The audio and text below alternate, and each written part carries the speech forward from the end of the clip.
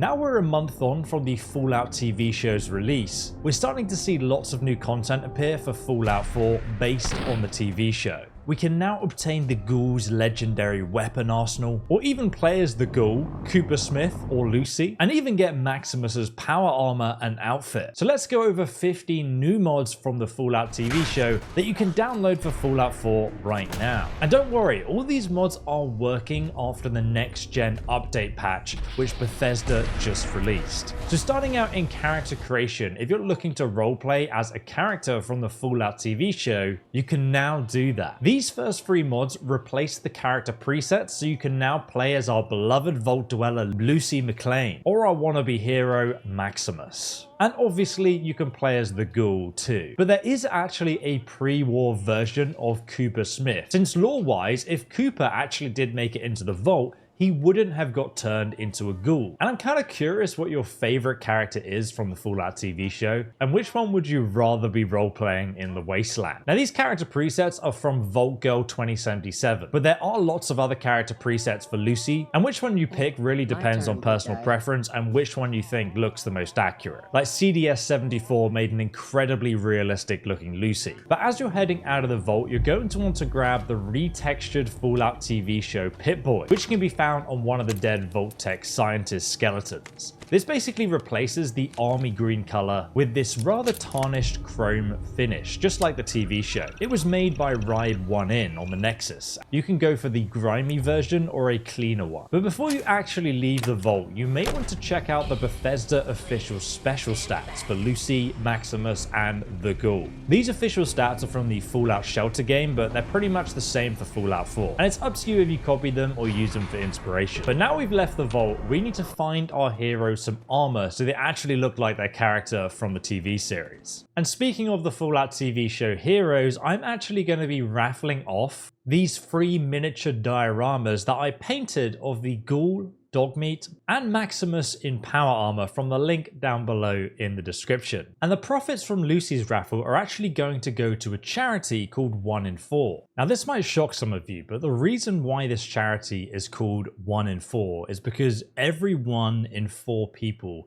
has experienced sexual abuse before the age of 18. And the reason why you might not know this is because it's never really talked about. People who have experienced this often think it's their fault. But I can tell you from my own secondhand experience, this charity 1 in 4 are making a real impact on those people that are suffering in silence. And this is a cause that really does mean a lot to me, and it's one that I've seen, just change people's lives for the better. It's not something that can be solved, but it's something that can definitely be assisted with and helped. And just by also talking about it and raising awareness about it, we can also make a difference. Even just liking the video will help push it in YouTube's algorithm so other people hopefully hear this message. And obviously, if you do want to enter the raffle to donate and have a chance to win one of these dioramas, you can check out the link in the description below.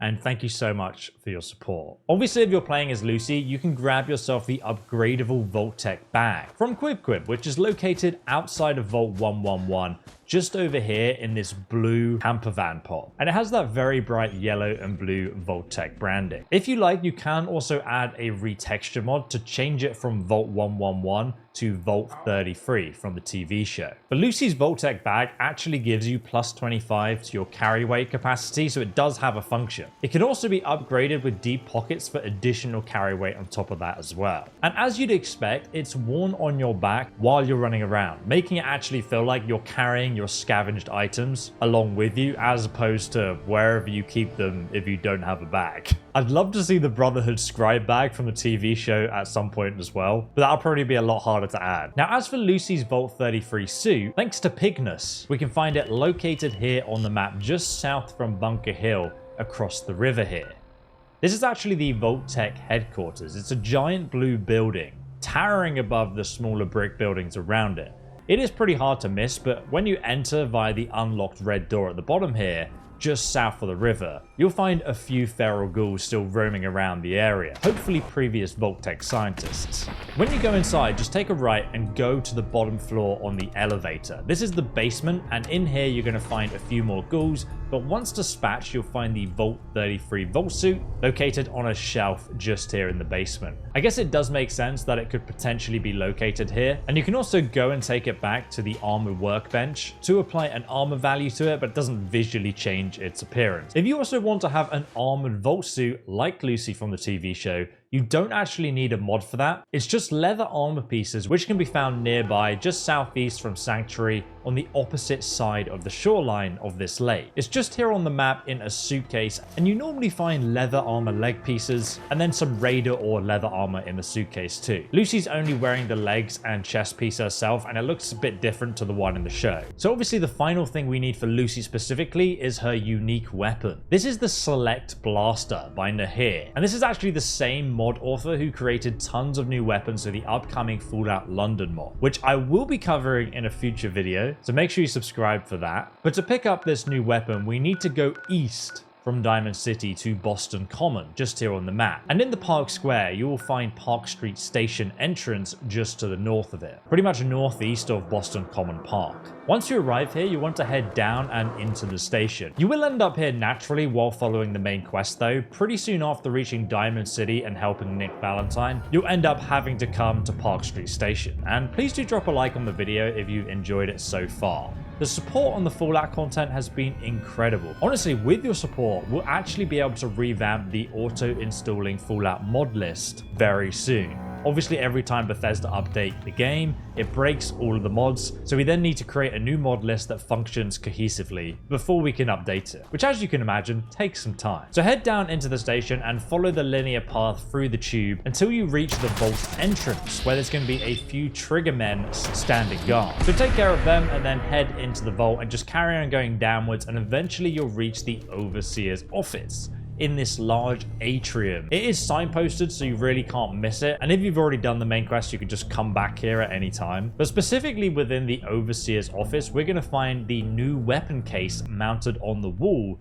that holds the unique Select Blaster weapon, which is Lucy's gun she uses from the TV show. Now, Nahir even added an animation for picking up the weapon itself. He has this attention to detail with all of his mods in Fallout, so I highly recommend checking out his other work. As you might expect as well, the blaster in its raw form, before you upgrade it, is exactly like the one Lucy uses in the Fallout TV series. It fires syringer ammo, which can also be crafted at a laboratory. You can even craft another Select Blaster here as well as the syringer ammo too. And these syringer darts will paralyze foes for 15 seconds on hit, making it a perfect weapon for a pacifist playthrough. Now the weapon still deals damage. I mean, you are literally firing a needle into somebody, but it's very effective at taking down enemies even from stealth. And as I said, you can still upgrade this weapon to make it even more deadly as well. But firstly, if you dislike the chrome finish, you can actually customize that completely, changing the color of select parts of the blaster to have different metallic, wooden, or even a rusty wasteland appearance. Then we have the weapon modifications.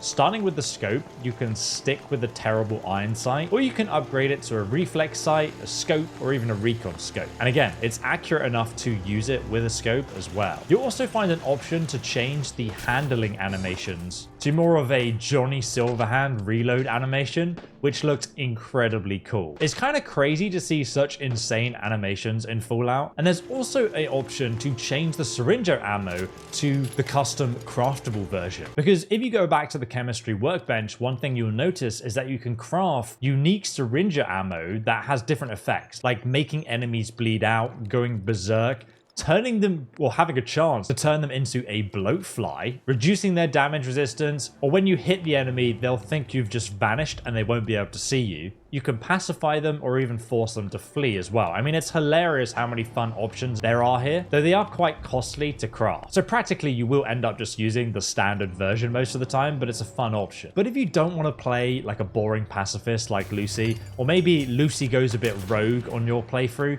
you can actually turn the Select Blaster into an energy weapon as well. It either has a single fire option to hit like an absolute truck, and you can change the barrel and hand grip and other aesthetic bits of the gun, but really this makes the Select Blaster a very powerful energy weapon to use, and it can even be modded to have a fully automatic firing if you have the ammo for it, because this thing fires ridiculously fast, and as you can see, it's just very deadly, unleashing ridiculous damage per second on this firing setting. Curiously though, if you actually look at the Fallout TV series when they get attacked in the vault by the raiders, one of the vault guys actually has a rifle version of the automatic syringer. I wonder if we'll see a mod creator make this version of it in the future. If you're wondering though how I got this draw animation and the holster animation that kind of spins it around your finger, this is actually from Ian RB, and it lets you spin the gun on your finger when you draw it and holster it. Especially if you're playing the Goul, this is going to give you that Wild West feeling. And if you're looking to reenact that scene where Lucy's got her vault suit half on, half off with armor and a white t-shirt, you can actually now get that exact armor set from the TV show. It's called the Hardened Vaulty outfit by CDS74, and as you can see, it is very accurate to how it looks in the show, with half the vault suit hanging off your back like a cape. There's two versions available, one that replaces the standard vault suit or another one that replaces the player version of Father's lab coat, which is the one I recommend because then you can swap between the two different vault suit versions. But what if you're playing as Maximus? Well, according to my recent survey, no one actually likes Maximus. For starting out, if you at least liked his armor, you can actually get Maximus's Brotherhood of Steel Under Armor Replacer. This replaces the default Brotherhood of Steel fatigues, gloves, hood, and uniform just to match the one with the TV show, which has those dark red maroon textures. Shura Slayer has also made it available in 4K or 2K textures as well, and you can grab these by joining the Brotherhood of Steel over at the Cambridge Police Station, which is all the way southeast from Sanctuary, just here on the map before you cross over the Boston River there. But now this next mod from Radical Clown Vern makes all the Brotherhood of Steel power armor sets accurate to the TV show. So this armor now looks brand swanking new and shiny. Instead of the original dark grey metal look, we now get this shiny chrome T60 power armor. It even has the dark red detailing of the Brotherhood logo, but let me know which one you think is your favorite. Obviously, if you have the tier 1 version of the armor set, it's going to still have a rusty appearance. You need to upgrade it so you get that clean paint. But it's amazing how this simple change just makes the Brotherhood look like they're from the TV show. But I'm not gonna lie, I personally really want somebody to add the Yao Gao scratch on the front panel of the Brotherhood armor, just to reenact what Maximus's power armor actually looks like. That would also make a really cool legendary power armor mod for Maximus as well. And speaking of the TV show power armor, if you actually like that unrecognizable power armor voice that they put in the TV show, you can actually add that now, thanks to AN4R2, who made the power armor voice changer, who's brought it into Fallout 4. So now you sound like this. My favorite ballpark's become a shanty town. Today's been great. Personally, I find it quite hard to understand some of the sentences, so it's up to you whether you use this or not, but it's a really cool feature. But if you want to feel like a god of the wastes in power armor, just like we see in the TV show, the new mod Fallout 4 Power Machine by Batu Ace now lets you send enemies flying when you punch them.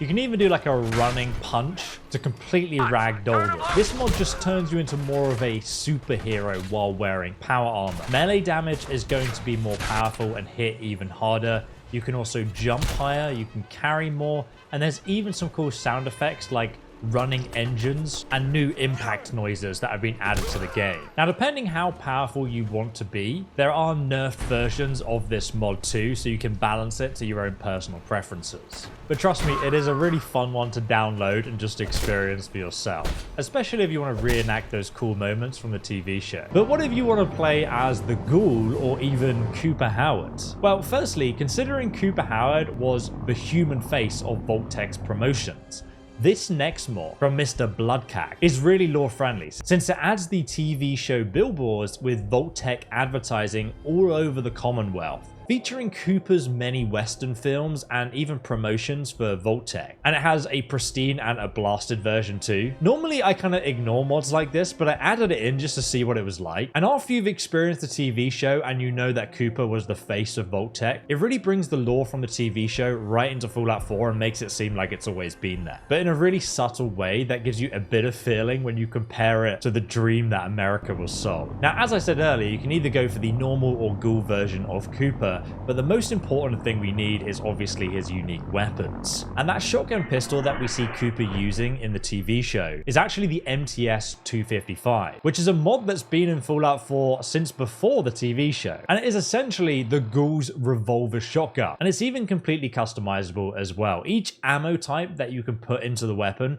has a different custom sound effect when you fire it. But damn, we really need a mod that adds the sound effect from the TV show because it's just so iconic.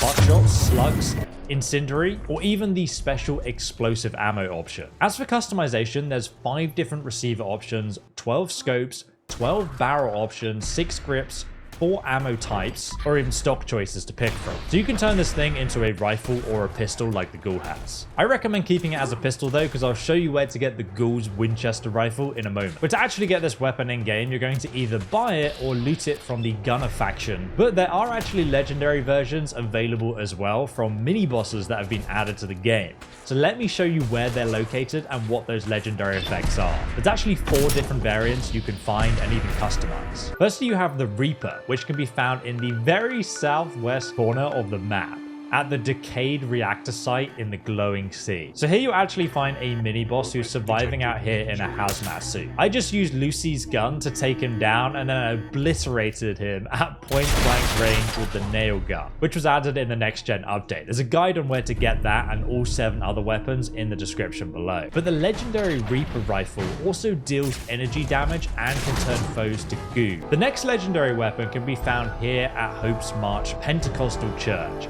just to the east of the first location, once again in the glowing sea. And once you do arrive, you'll find Solomon in the church tower trying to snipe you from his little nest here. Take him out and then climb up there and you'll find his legendary weapon, Layla, which does 25% more damage. This is probably the best legendary version of the gun you can get. Then all the way over here on the map at Hallucigenics Inc. is just to the west of Diamond City, south from the Boston River. You'll find another legendary weapon called Sage Jr., which has the same legendary effect as the first gun. But then finally at Sargas's Ironworks, if you work your way through the facility just before the boss room, you're going to find Flint. And Flint has a legendary weapon. So once you take him down, you'll find Flint's Fury. This is actually a weapon with a shish kebab on the front of it. And you can actually use this shish kebab to stab people up close. And it also has a burning effect sound when you try and swipe them. But the gun itself also fires incendiary rounds that burn the target, dealing fire damage over time. And as for the Gouls outfit, I'm wearing a military hat, or you could go for Grandpa's hat, or even the cowboy or Colonel Duster uniform that the Minutemen wear. But the Goul doesn't just have a pistol, he also has his own rifle as well. And it looks like some kind of 50 caliber Winchester inspired rifle. And you can see the loading gate clearly doesn't fit 50 cal ammo, but the gun's nozzle looks like it fires it. There's actually a really awkward moment in the TV show